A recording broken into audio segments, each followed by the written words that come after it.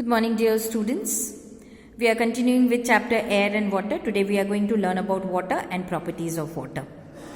Water, as we all know, all living organisms on earth need water to survive.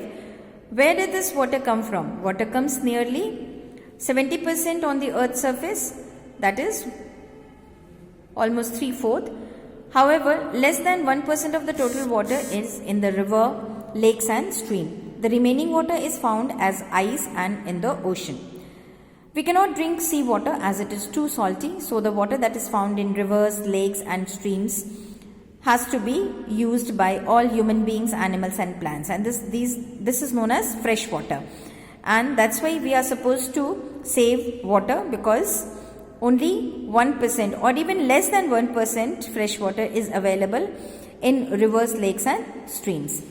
If this water gets polluted and becomes unfit for drinking, we will run out of water. That's why we are supposed to not pollute the water and save water, because we need more water in years to come. Sources of water on the earth, can you see the figure? It's given fresh water 3%. Means fresh water we have 3% only, out of which 2.2% is in the form of ice, snow, and 0.8% in the form of usable water, which are flowing in rivers, lakes and streams. Properties of water. Water is a colorless, odorless and tasteless liquid. Colorless means it doesn't have any color, odorless means it doesn't have any smell, and tasteless means it doesn't taste. Water exists in all three forms of matter in nature. When it is solid, it is in the form of snow and ice. When it is liquid, it is formed in the water. And when it is in the gas form, it is water vapor and steam, which are found in gas form. Water can dissolve many things. More substances dissolve in water than in any other liquid. So, water is called universal solvent.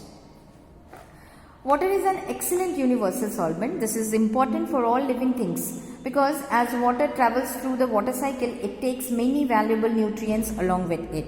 Not only this, on a biological level, water's role as a solvent helps cell transport as used substances like oxygen or nutrients when they get dissolved in water, and then they are easily transported from one place to another, and then they are used properly.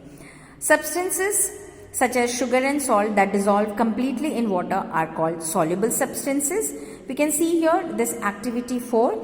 Half glass of water is taken and a spoonful of sugar is added to it. It is mixed well, and then you can see that sugar after some time disappears. Means the sugar gets dissolved in water and makes it sweet water. Therefore, we can say sugar is soluble in water. Substances such as sand and wood that do not dissolve in water are called insoluble substances. Now, let us see activity 5. Now what we are taking, half a glass of water, and then we are adding a spoonful of mustard seed into it, and it is stirred. After some time, what will happen? The mustard seeds will not disappear, and we can see that they are settled down at the bottom of the glass. They do not dissolve in water. Therefore, we say that mustard seeds are insoluble in water. Substances which do not get dissolved in water, they are known as insoluble substances. So, this is all about water and properties of water. Thank you, children.